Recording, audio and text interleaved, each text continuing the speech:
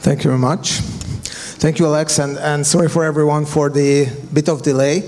I will directly right now jump into the topic and the discussion. So our panel today is going to discuss the tendencies of that there are more and more states that are involved in spreading disinformation. So the easiest thing to talk about disinformation and conspiracy theories and so on is that talking about the phenomenon that are on the margin and that are coming from external sources. But we sometimes tend to forget that when domestic political players or state actors are spreading disinformation, usually it's just way more efficient than when external and marginal forces are doing so.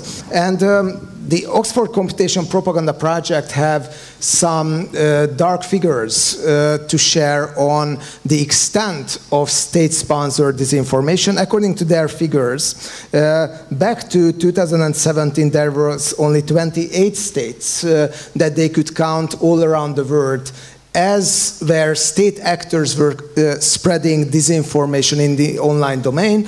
By 2019, it went up to 70, and right now, more than half of the world's and still counting, and more than half of the world's population are living in countries where state actors are somehow involved in state-sponsored disinformation. We have a brilliant group of experts with whom we are going to discuss this issue today. Let me introduce them in their name order. First, Jamie Fly, President and Chief Executive Officer of RFERL, since 2019, with a bit of pause. And with some interruptions. Jamie had an important position at the German Marshall Fund of the United States. He served as a counselor for foreign and national security affairs to Senator Marco Rubio from 2013-17, serving as his foreign policy advisor during his presidential campaign. Jamie Fly has also served in the Bush administration of the National Security Council and in the Office of Secretary of Defense. For his work in the Department of Defense, he was awarded the Office of the Secretary of Defense Medal for Exceptional Public Service. We also have Sergei Guriev with us, Provost of Sciences Po in Paris and tenure professor there since 2013. Beforehand, Sergei served as a rector of the new economic school in Moscow in 2004-2013. He resigned and fled to France then. In 2016-19, he worked as a chief economist and a member of the executive committee of EBRD. His research interests include political economics, development economics, labor mobility, contract theory. He recently wrote a book with Daniel Treisman called Spin Dictators that we are going to discuss here.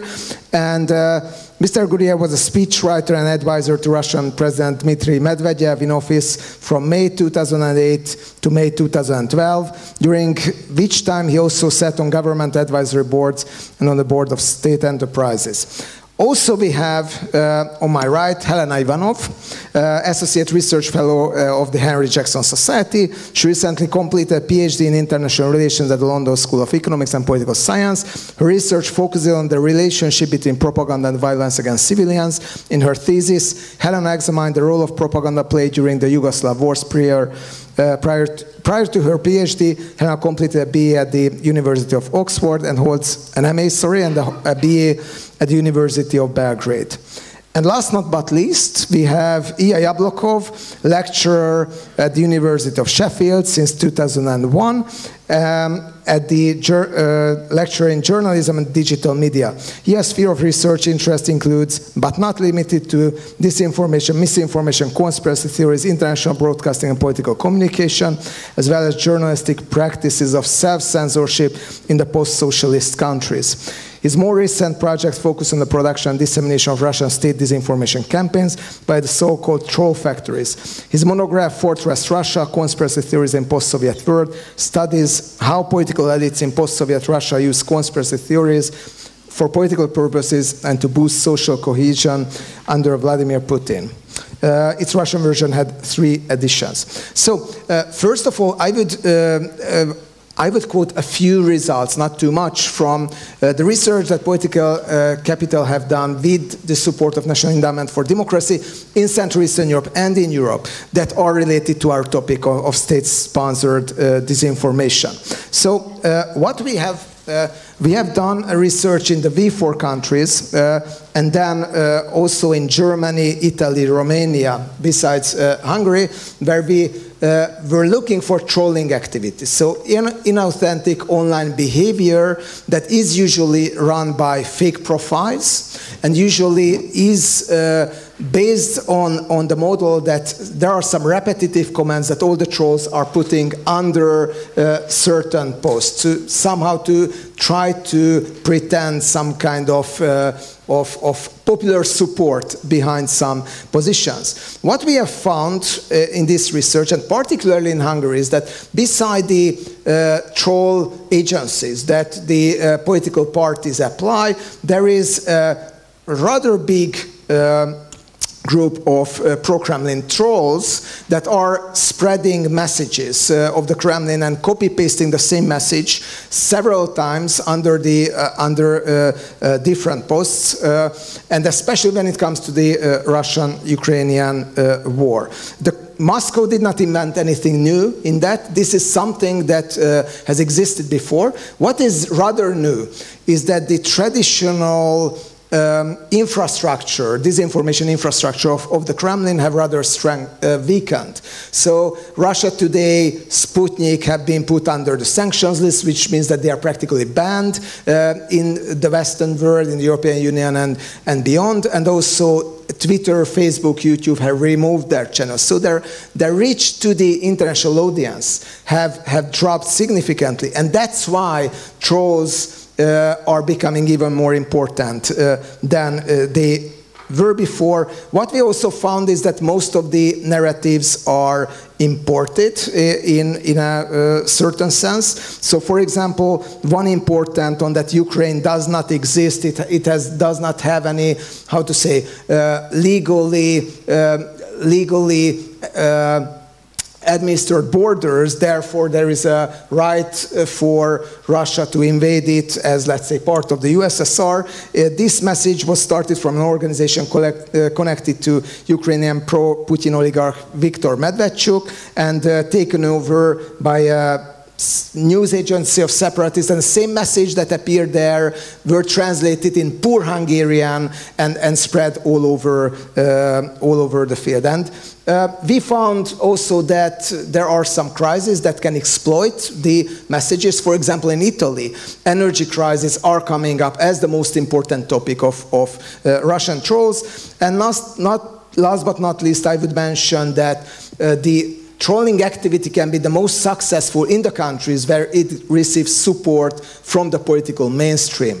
And it has impact on the public opinion when it receives support from the political mainstream. Unfortunately, this is absolutely the case in Hungary. For example, we have research data on that more than 30% of the Hungarians believe, for example, that there are secret US biolabs in Ukraine that are preparing viruses against only Russians, but it's not something that trolls are spreading. It's something that you can hear from pundits in the state-owned media, for example, and that's the biggest problem. So let me jump into the discussion after this introduction, and my first question would go to you, Sergei.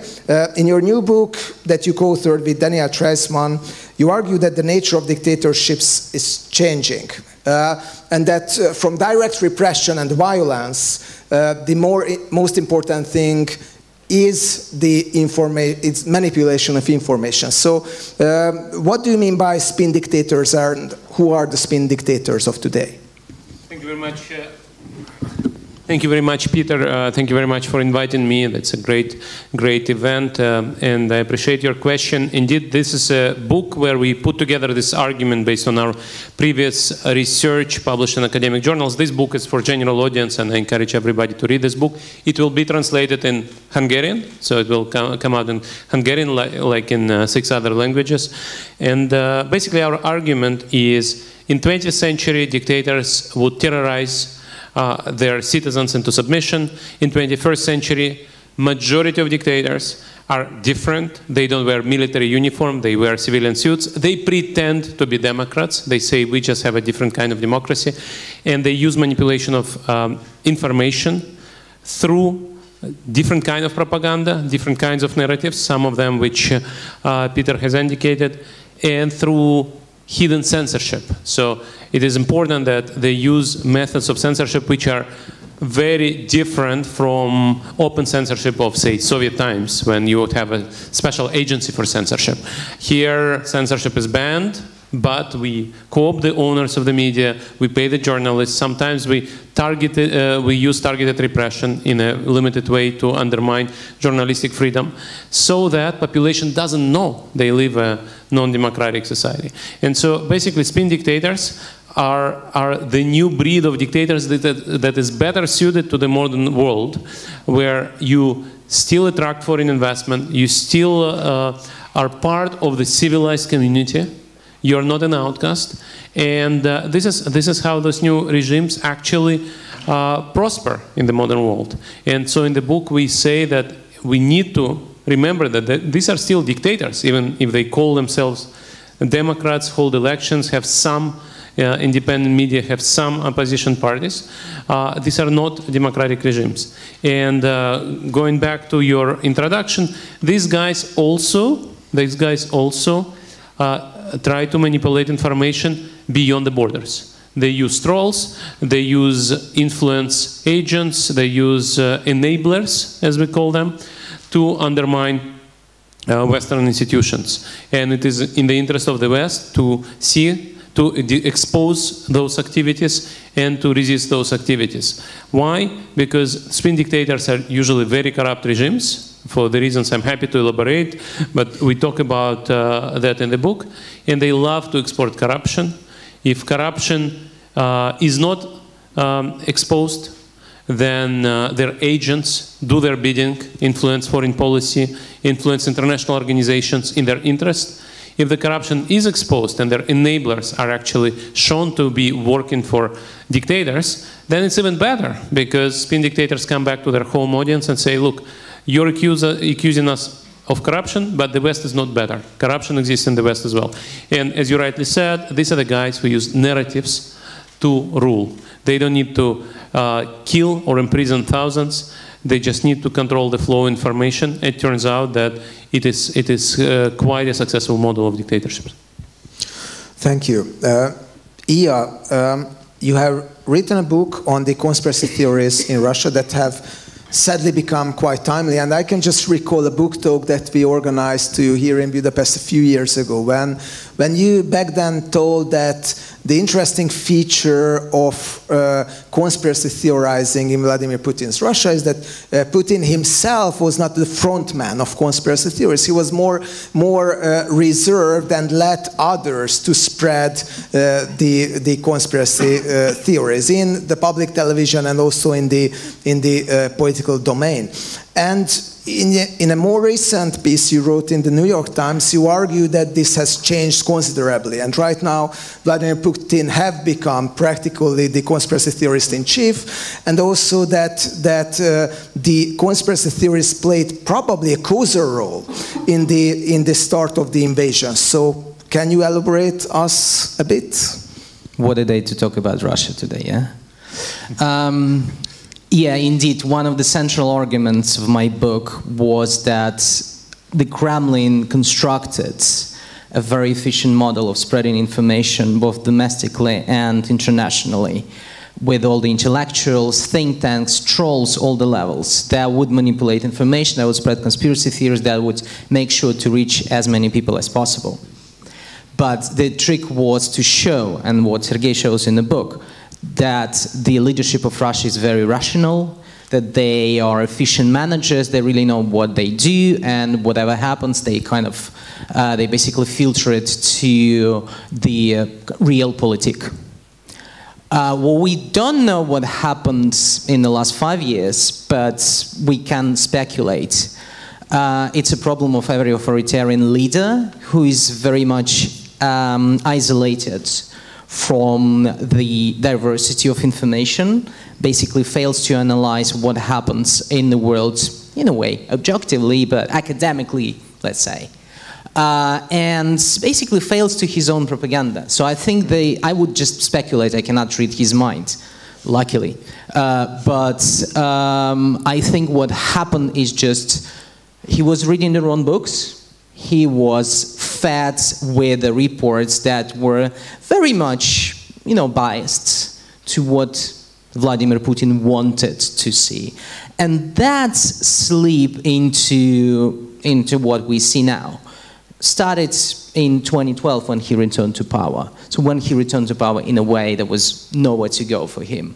So gradually, with the COVID, with the isolation, with the, in a way, the dominance of conspiratorial narratives that were ironically produced by the whole machinery of propaganda, these narratives reached the Kremlin's boss, and that's what we have today. And that's what we see basically in today's speech. It is very conspiratorial, it is very anti-Western, and it's very far from the very rational way a politician should assess what's happening around him. Yeah, Dmitry Kiseyev and others might be a bit envious that their important role in conspiracy theorizing have taken away, and that what they are representing is, let's say, way more moderate now than it was before, and it's absolutely the new normal. Helena, there was a panel beforehand on the Western Balkans, the developments in the Western Balkans, and while it was mainly about issues around EU integration, the conflicts, the emerging conflicts in many countries have came up during the discussion. The Western Balkans is famous, or we can say historically infamous, for the state-sponsored disinformation campaigns. I mean, the most well-known ones are probably of the Milosevic regime, against non-Serbs, against NATO, and so on, and during the Yugoslav wars. What do you see now in the Western Balkans in terms of state-sponsored disinformation? Which are the countries where it can, whether it is problematic, and do you see any countries where it can lead to the escalation of some ethnic problems? Thank you so much for the question, and thank you also for inviting me to be on this panel.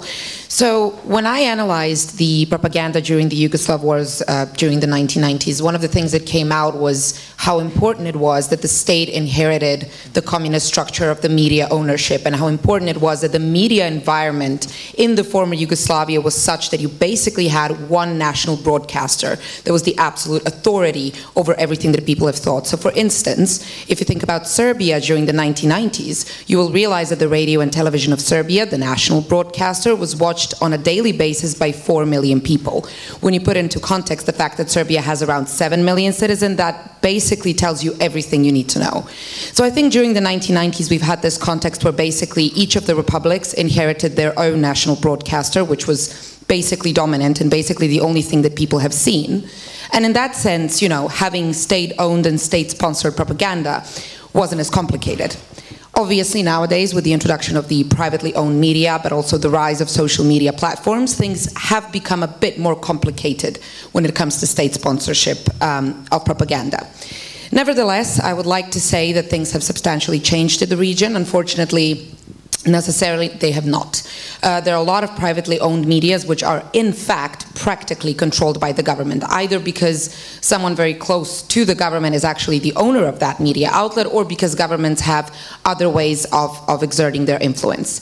So even though we have more sources of information right now, they're not necessarily more objective or more impartial. I think that when you add the fact that with the rise of social media platforms, we're seeing the rise of troll farms, which are also sometimes sponsored by the government, basically we have a rather difficult and complicated situation in the Western Balkans. However, what is important, I think, here to highlight is that the problem of misinformation and the problem of fake news is not uniquely related to the Western Balkans. We're seeing it globally. We have seen the influence of this during Brexit campaign in the United Kingdom. We have seen this problem during the election of Donald Trump in the 2020 elections. And I think what really matters here is to realize that fake news and misinformation is omnipresent across the globe. Various governments and various regimes and various other perhaps non-governmental fractions are going to try and abuse social media platforms to advance their agendas.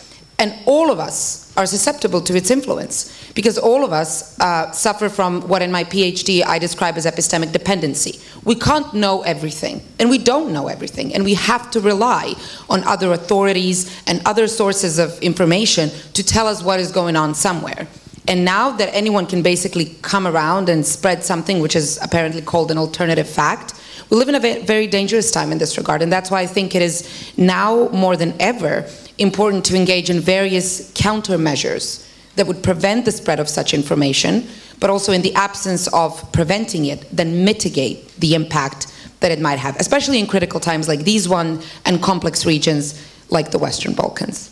Yes, thank you for raising that, and we will talk more at the end of the panel on the countermeasures, but I think it's pretty important that you highlight that the social media that have been, and it's when it was born, regarded to be the big help for Democrats all around the world, but these days it more seems to be exploited by autocrats way more efficiently than by democratic forces, and it's again the amount of resources matter a lot here. State actors simply have more resources to advertise their messages on social media.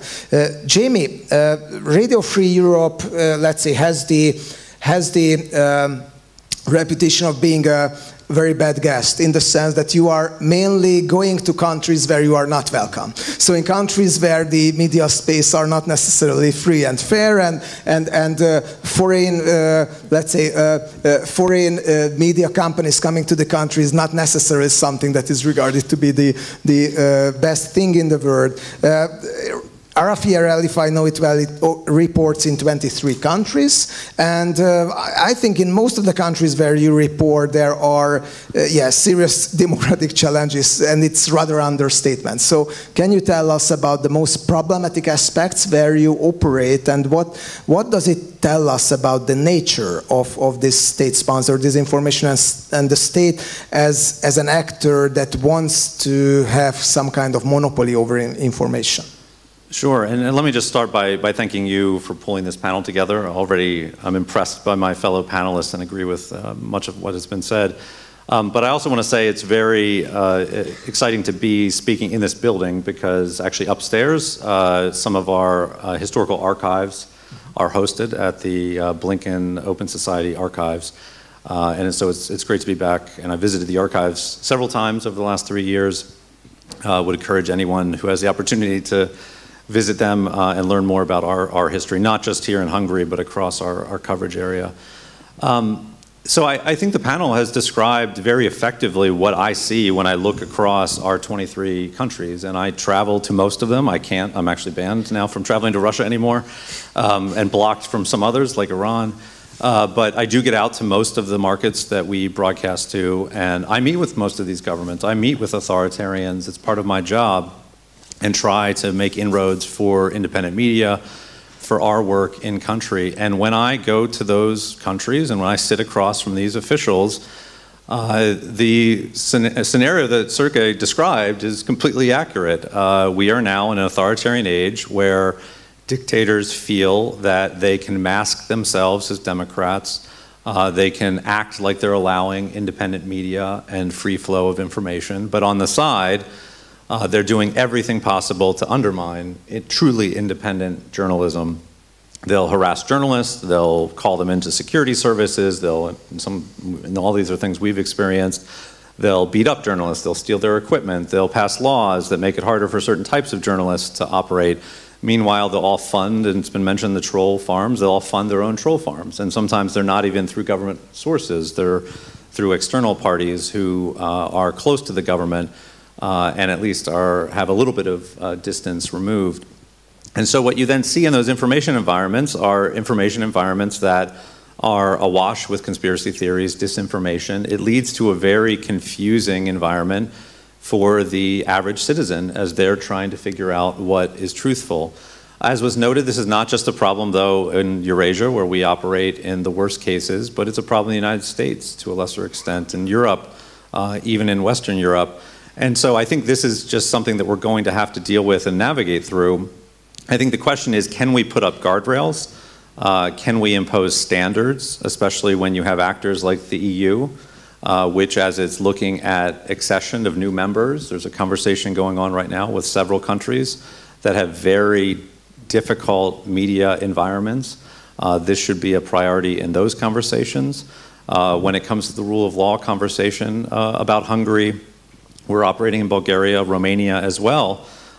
Independent media, the ability of independent media to operate need to be on the table and need to be discussed. I think the one thing I'd add to what's been said is my fear is this situation we see of oligarchic media, of disinfo-focused media, does not exist in isolation in a way that is frozen in time. I think the danger is, as these authoritarians might not completely realize it, is that it's very difficult, even when you're confusing your society, ultimately to prevail over the truth and to keep people away from the notion that there is a better option. And we see this with the discontent that still emerges, the protests that bubble up. And so the danger is, as they then feel insecure, the restrictions get tighter. And we've seen this play out over Russia, even just since, I mean, a year ago, you could freely access our websites inside Russia. Today, you cannot. You need a VPN. Yes, we were a foreign agent years ago. I think we were the original media foreign agents. But now we have 30 of our journalists as individual foreign agents. Things get tightened over time. And it reaches a breaking point where the regime really, the facade that they've set up of this dictatorship where people have the illusion of freedom slowly disappears. And at that point, it becomes a situation where if the discontent bubbles up, you're going to have potentially a civil war, you're going to have unrest that could topple the regime. And that's a situation which obviously the authoritarians don't want. And also, what follows is very unclear. And so I think what we're seeing across our markets, more and more countries get pushed into that situation where the information control is so extreme that we're at a breaking point. And Russia's headed in that direction, but I'd highlight Belarus as the place where we've already reached that breaking point, where the information control is absolute. There's no illusion anymore for Belarusians. Because if one of our people shows up on the street in Belarus with a TV camera, they will be arrested immediately. And we've got 3 of our people in prison right now in Belarus. If you go to our website, even using a VPN, and it's discovered, you'll get a 10-day prison sentence. And we've had several of our audience members actually serve time for visiting our website. People are literally passing around independent information on paper copies in apartment lobbies again in Minsk. That's what we hear out of Belarus. That's not sustainable over time, and I think that's the danger of this situation we're in, where it all starts very slowly, superficially. It looks like there's space for openness, but over time, the regime realizes that they need to clamp down, and then by the time the illusion is gone, citizens have limited options other than just street protests and active unrest to actually try to carve out space for their own ability to express themselves in society. Thank you. Sergei, you have nicely introduced the concept of spin dictatorship. Can you mention us some contemporary examples of spin dictatorships? And also, we would be curious for you to see a bit into the future, in the sense that which are the countries that you can imagine that are on the road to become spin dictatorships, but still not at that stage. Right, thank you very much. So basically in the book what we say is the key distinction between democrat and dictator is, in democracy, according to a textbook on political science, I'm sure many people in the audience teach it, is that in democracy it's a regime where leaders and policies are chosen through free and fair elections. Everything else is a non-democracy. It's a bit like Anna Karenina, all happy families are alike and every unhappy family is unhappy in its own way. So you can have all kinds of dictatorships. But whenever you don't have a democracy, you have a non-democracy. And among non-democracies, the distinction is whether you're open about you being non-democratic. For example, you have one-party system written into your constitution, like it was in Soviet Union. Or you are pretending not to have censorship, not to have dictatorship, not to have repression, and pretending to be a democracy. And this is the regime which is actual non-democracy, but pretends to be democracy. This is a spin dictatorship. And so this country can be classified as a spin dictatorship already. Now, in the book, we don't talk much about Viktor Orban. For a number of reasons, I won't stop on this. We talk about people like Chavez. We talk about pioneers of this regime, Singapore's Lee Kuan Yew, Fujimori from Peru. We talk about Nazarbayev a lot. This was quite a skillful leader until recently, as you can see. Right now, I would actually ask this question. I would pose this question to Helen, to what extent Serbia is moving in that direction, or it's already done. Well, yeah. But this is definitely a regime which tries to learn from Hungary, from Russia, and think how that can be used as well. So if you think about the future, the most interesting question, and this is coming back to Jamie's argument, what is the future of spin dictators themselves? Are they sustainable indefinitely? Or they have to transform themselves. And basically our argument is spin dictatorship, if you like, is a Darwinian evolution of non-dictatorial, of non-democratic regimes, better suited for today's realities. But themselves, they suffer from this challenge that for economic performance they need more educated people. And educated people are banned for those regimes because educated people sees them through. Creative class doesn't want to be in a regime like this. And so they need to either democratize or go back to 20th century. And you see some democratizations, Ecuador, Korea. Rafael Correa was an example like this. Ecuador is now almost a democracy or a democracy. Armenia has moved to democracy in 2018. But also you have travel back in time. And the primary example is, of course, Venezuela, where Chavez was a spin dictator and Maduro is an old-style repressive, brutal dictatorship. Putin, as Jamie correctly said, has moved back. And this movement started already a year ago. We finished our draft in the spring of 2021, and we said there are signs, and we cite some data, we show that the regime is going exactly in the direction of becoming old-style authoritarian repression-based regime. But of course, it was completed in the beginning of March of 2022. As the war has started, initially it looked like Putin didn't want to become an old-style dictator because he probably thought it would be a replay of 2014, where you can still have a war, but also have this spin dictator war, which is deniable, not really bloody, very short. While it turned out that it didn't work like that, and then Putin introduced complete censorship, closed down all remaining independent media, blocked Facebook and Instagram, and started to put people in jail for just speaking against the war. And so, for many years, not just in jail, but for many years. And so that is when this transformation was complete. And as Ilya said, today is yet another game changer. And today we also have this complete transformation. But basically, wherever you see a non-democratic leader who pretends to be a Democrat, that's your candidate for a spin dictator. And I guess Vučić is one of those guys where I would like probably to ask Helen to comment on.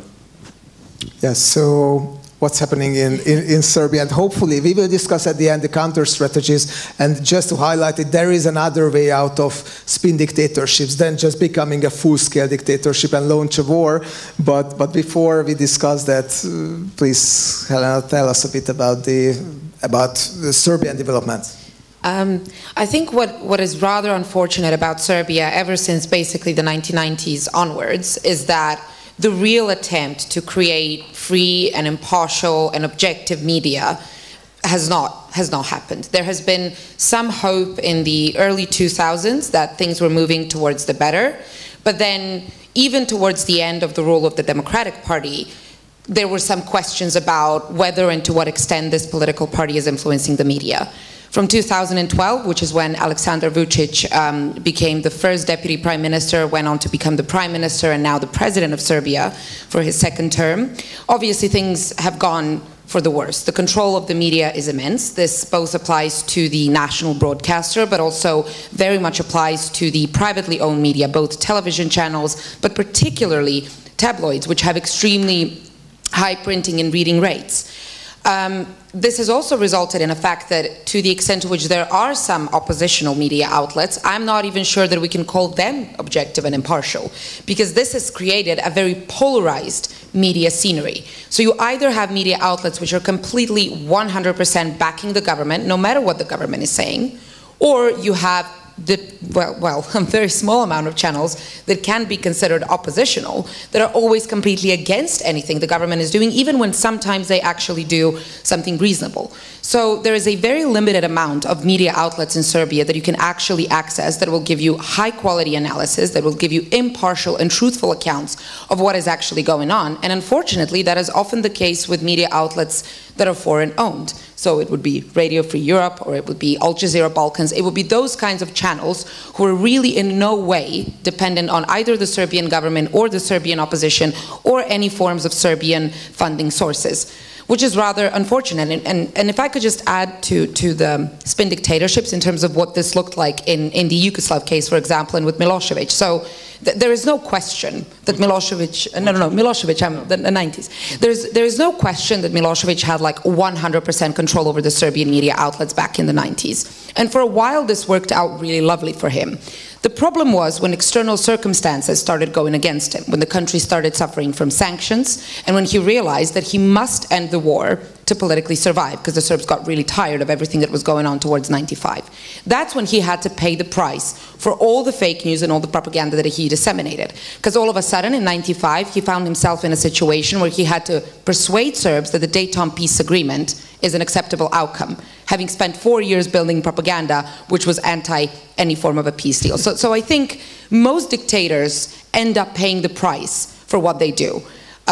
I mean, everyone else also bears the cost, which is why this is completely unacceptable, but that's sort of how I'm seeing most dictators towards the end, paying the price for the propaganda they disseminate. You want to mention who was the Minister of Propaganda in Milosevic government? It was the current president of Serbia, Alexander Vučić. Thank you. Thanks for noting that. You have mentioned in your previous response that it seems like that the political elites in Russia have started to believe their own propaganda and conspiracy theories. What about the Russian population? Because there are many data that seems to suggest, and it's similar in most countries in Central Eastern Europe, is that people do not really trust the media, and especially not the official media. On the other hand, there are a lot of indications of that these kind of campaigns have a huge impact, and I know that it's not so easy to do independent, fair polling in Russia, especially these days, but what does the data show us about how much the Russian population resonates to conspiracy theories? And also, do you see some chance that right now with the mobilization that Vladimir Putin have just announced, this kind of conspiracy theorizing can reach its limits when it comes to persuading the public? Well, in fact, every propaganda has limits. That's what you've said. And in Russia, I support your point that it's really difficult, almost impossible, to do any polling related to conspiracy theories. I mean, it's a country that's been, gradually slipping into authoritarianism, so every pollster would be treated very suspiciously, right? So today, we've got some results. We've got some polling results, and we can say that, well, pretty much 25% of the population are on the side of propaganda. So in one way or another, they support 25, 30. Only 25? Yeah. There's a share which is quite actively against what is happening, but then there's a silent majority, let's put it that way, that is basically sharing this attitude that we're not going to open our mouth, we're not going to criticize. First of all, and this is where we probably reach the point that will be relevant to all of us. We do not trust neither our own authorities, neither what's happening in Ukraine, United States, everywhere. Because the answer of this silent majority would be, the so-called silent majority would be, there is no truth. We cannot find the truth. What is reliable, right? So this is this scary stage in our global history when we have multiple truths. So this is the post-truth reality. And when we talk about Putin's propaganda, certainly when it comes to the things like Ukraine, United States, it's working really well, because these are the entities, these are the things which are so easy to twist anyway, and the Kremlin has all these Telegram channels, TV presenters who will be happy to twist this information, say whatever they want, basically. But when it comes to the personal level, or the level that is very familiar to an individual, corruption, rising prices, local administration, people will be very skeptical, people will distrust propaganda. And in fact, this is my current research, I'm looking at the COVID-19 dissidents and their Telegram channels. They are absolutely resistant to Kremlin's propaganda. For them, it just doesn't exist. You remember it at the very beginning of the war, the Kremlin tried to push these biolabs conspiracy theories. It was everywhere. It was even on the level of Minister of Foreign Affairs. There is no trace of this conspiracy theory in the hardcore conspiracy channels. It's just not there.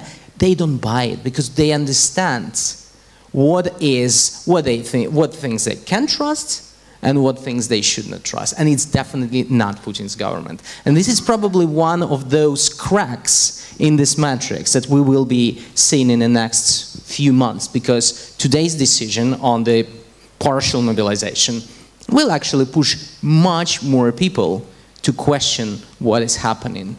Certainly it's not going to push people into the streets, not that quick, but this matrix is cracking. Thank you. Jamie, let me raise an unpolite question. Let's say, realists in foreign policy analysis used to say that what's going on these days is just an information warfare, mostly between Russia and the United States. And they also point to state-sponsored actors, such as, for example, RFE, as well as part of this warfare, because RFE-RL is financed by the US Congress. I think anyone who takes a look at Russia today and then to RFE-RL can see the difference, but please tell us I would have two questions. First, what do you think, I mean, how can RFE-RL let's say, secure its independence first. Second, how to overcome the perception problems of being an actor that is connected to a specific state, that often comes up in conspiracy theories. Yeah, I mean, this is the argument we often get, although right now, as you noted, RT and Sputnik are not really able to operate easily in the EU, so I hear it less and less now because they're not around. And actually, the great thing about the last 6 months in terms of our access to new markets is because they've been banned, we've had many European cable and satellite providers actually coming to us because they want a Russian channel, and we have a 24/7 Russian channel current time. So our content is actually replacing RT across much of Europe, which I've described as poetic justice at this point. But no, I mean, we are in US law editorially independent. No one in the US government can tell us what to say or what to focus on.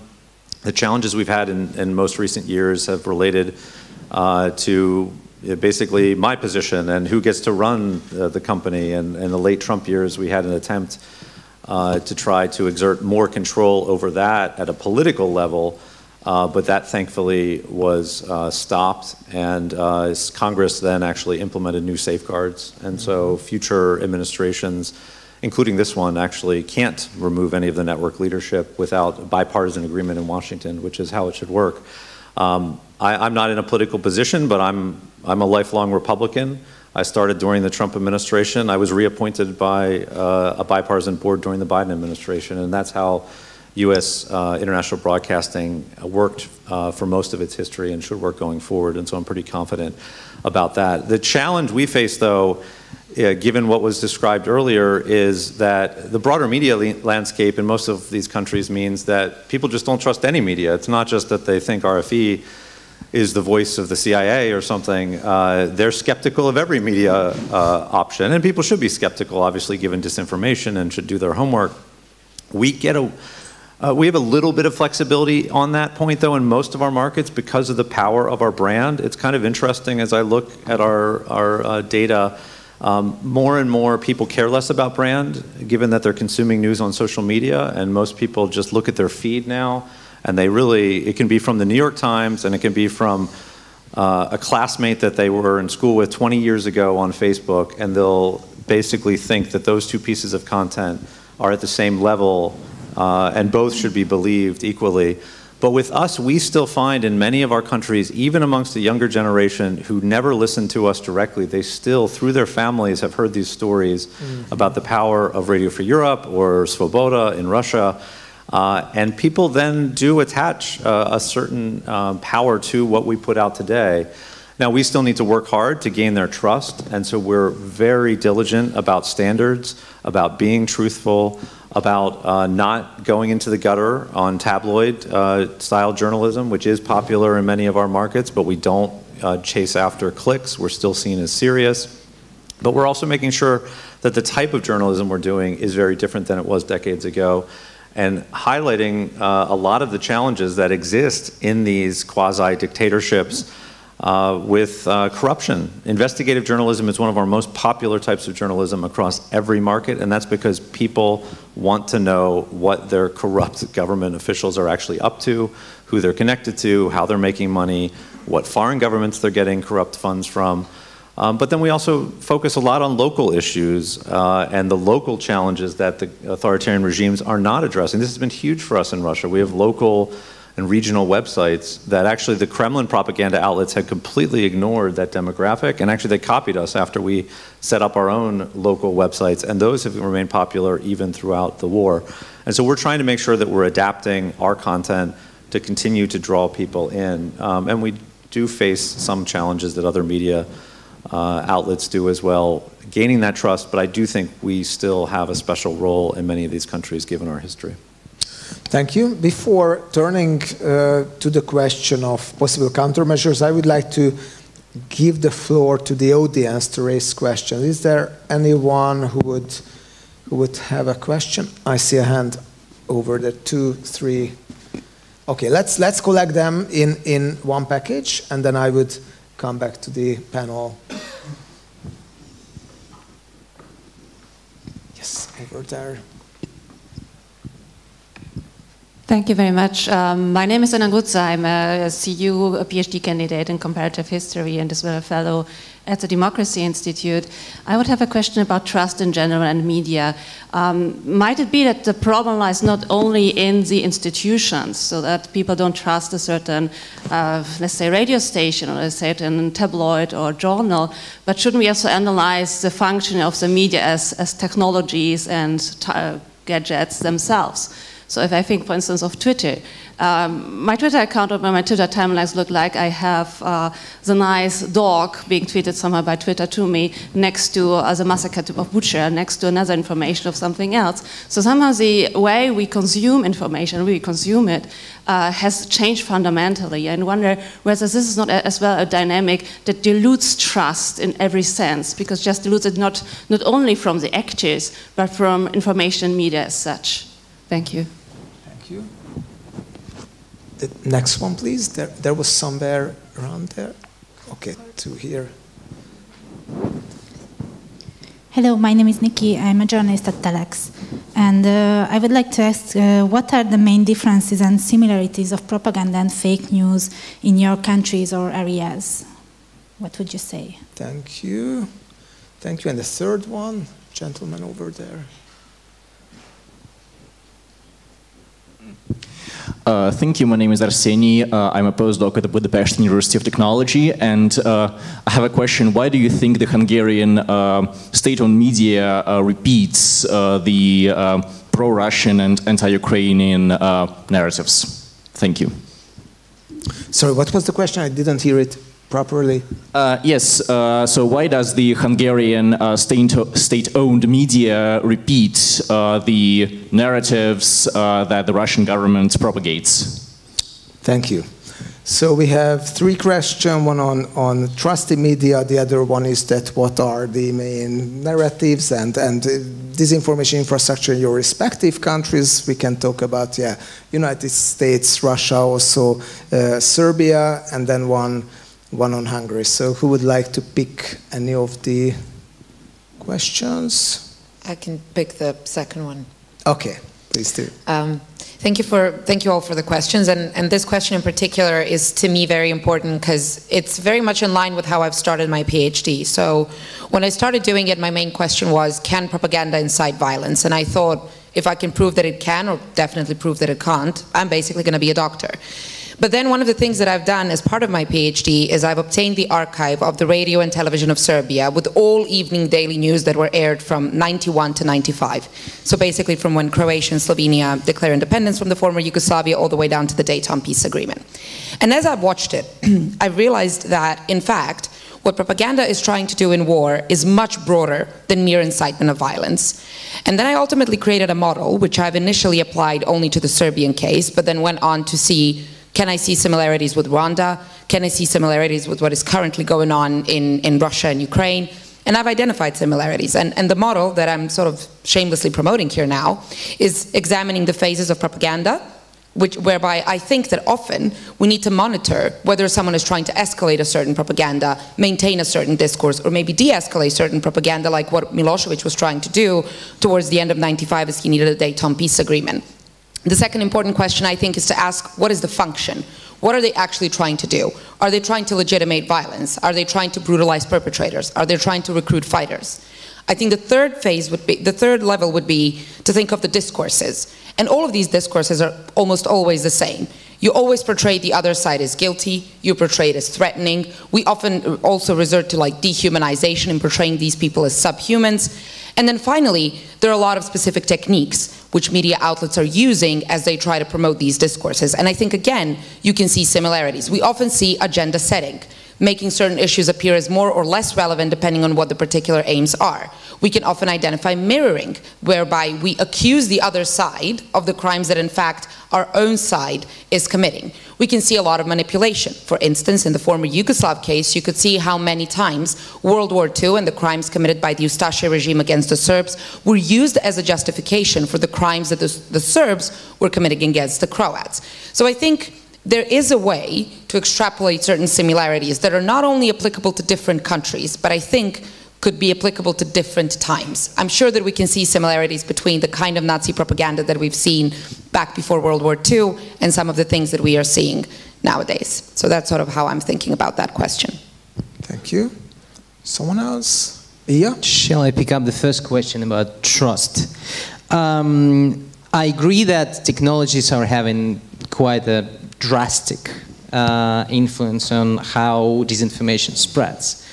But there are ways, there are technologies, and we can see it now, that people can actually be trained in critical thinking by using the same technologies. I mean, YouTube videos and other social media. I think we need to look at the broader picture, and here I am with Jamie, because it's about brand and it's about communities. So if you think, shall I build a bridge to the future challenges? I think the challenge for Eastern Europe after Putin and after the war would be in creating ethical and media that have clear guidelines and who are responsible to the local communities. Because what we are seeing, and the reasons why we have oligarch-run media, why we have straight-run media, why we have the lack of trust and misuse of technologies to promote shameless things is because it is the media that do that. It is journalists that do that. It's like, for example, Russian media and Russian journalists that have no limitation whatsoever. And if we talk about the spread of disinformation, it's not always the state that sort of sends a signal and then journalists work. Russian journalists in the propaganda machine have plenty of creativity and plenty of chances to create, to say whatever they want and promote.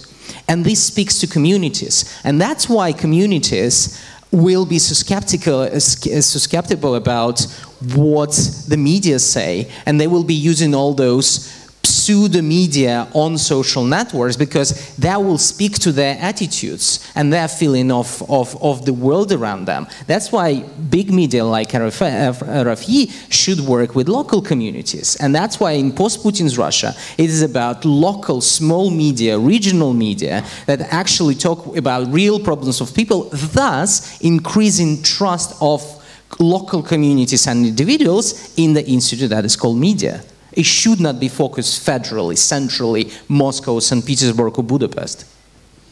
Yeah, thank you. I'll just say I completely agree. I think the challenge now with technology is people believe that they do not need any filter.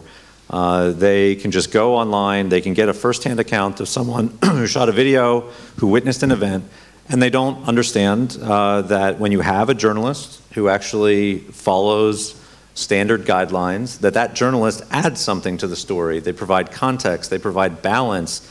They might have some information that wasn't in the raw video that was shared, or the person who thought they witnessed an account might have missed an important piece of what happened.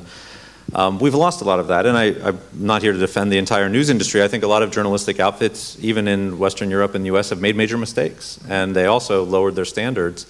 Perhaps because they were chasing after clicks and using tabloid journalism. And so it's about rebuilding trust with the audience, showing that you provide that value add. And we've had rather positive experiences, I mentioned, in some of our local projects. There are also great innovative online ways that a lot of news organizations now are using technology to engage in a conversation with your audience on a daily basis about what the audience actually wants from the news organization. And we're doing a number of pilot projects in that area.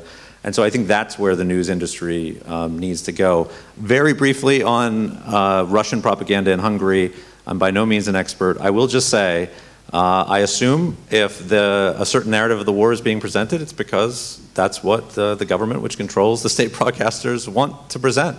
And I think we've done some interesting investigative reporting about what's going on at some of the state broadcasting institutions here. The other thing that I find as I go through Central Europe, even when audiences want to know what's going on in Ukraine, most of these news organizations don't actually bother to send journalists to Ukraine. We have 150 journalists in Ukraine who are risking their lives on a daily basis to report what is actually happening in the war.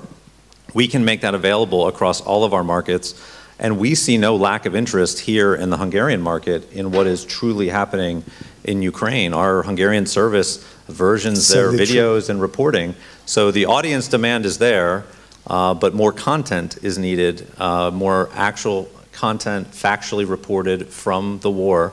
We're trying to do our part, but I think if the state broadcasters or others linked to the government wanted to actually cover the war, the first step is sending journalists to Ukraine to actually see what is happening, to interview Ukrainian officials, and many other international news organizations are obviously doing that on a daily basis.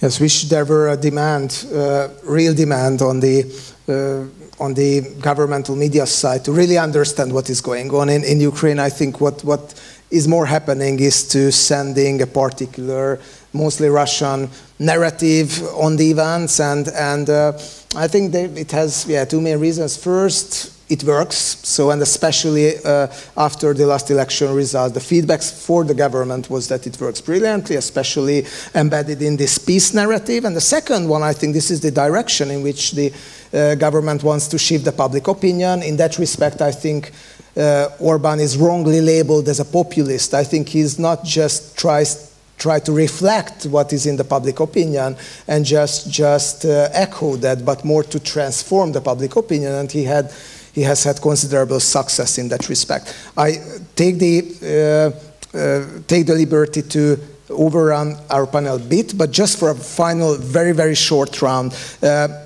on the countermeasures. When we discuss state-sponsored disinformation, talking about countermeasures is quite challenging.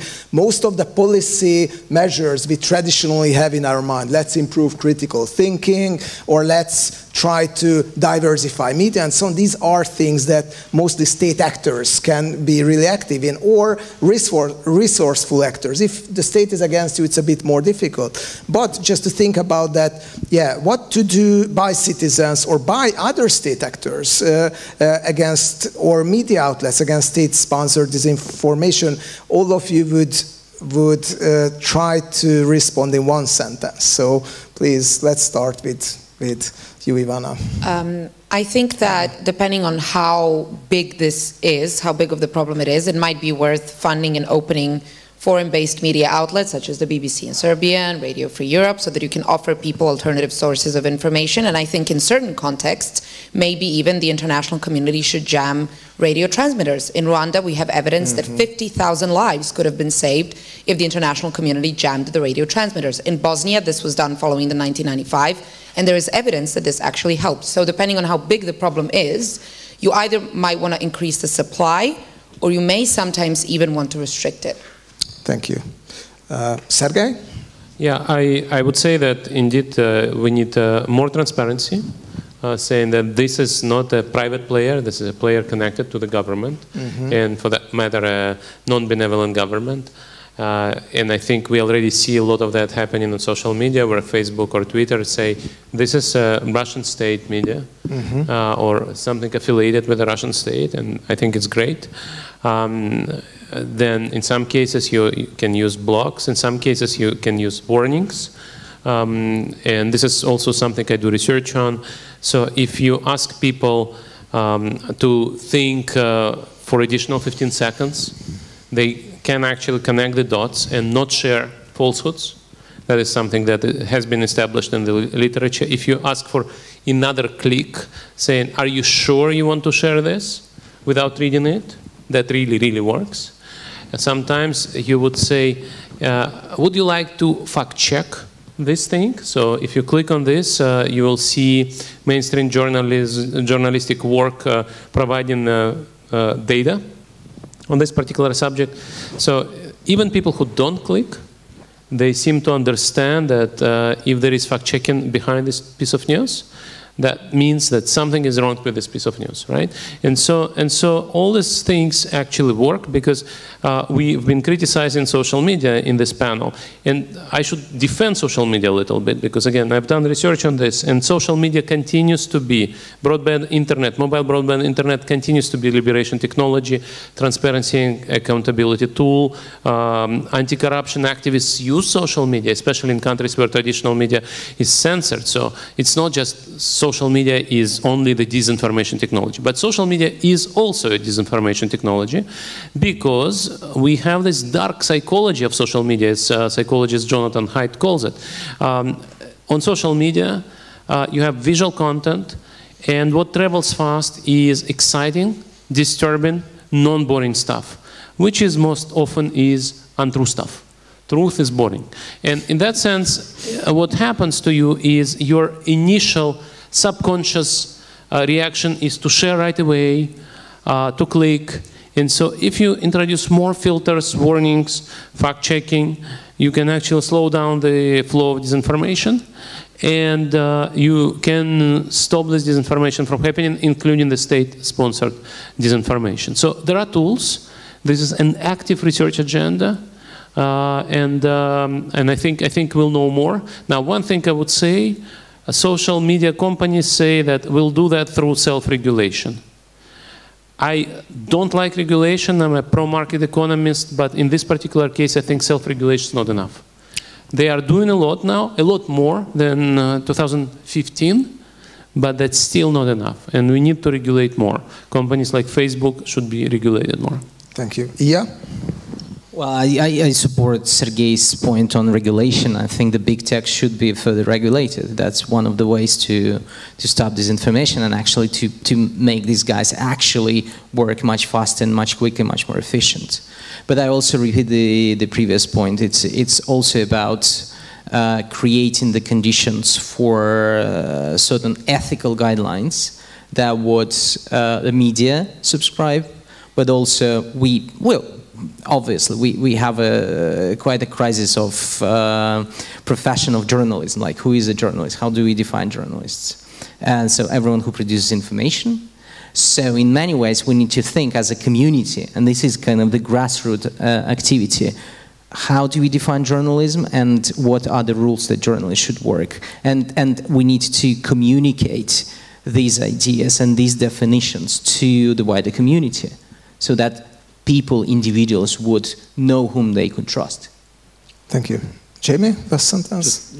Funding, which has already been mentioned, not just for the big international broadcasters, but smaller independent outlets like Telex. It was, someone was from Telex earlier.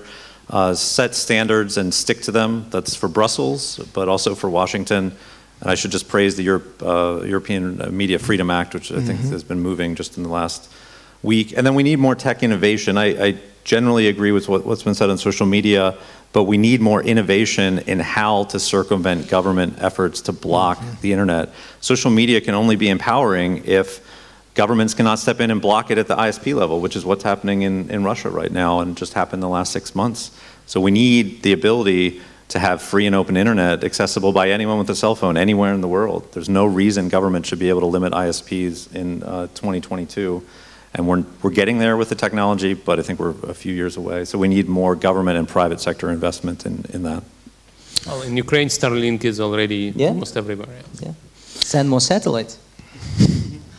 So, yeah, thanks a lot for all of you. Let me respond my question as well. We will target a particular aspect of this question, how to identify the troll farms, the troll infrastructures by their mistakes. For example, that a Hungarian profile is posting in Slovakia and under a Czech portal, which has happened, and we find several examples like that, and also how to uncover and what social media companies can do. So in an upcoming report of Political Capital, we will deal with these issues. But right now, let me thank for our speakers for their brilliant interventions. So thanks, Helena, thanks, Jamie, thanks, Sergei, thanks, Ilya, and also thanks for you all for your persistence. And let me ask a bit.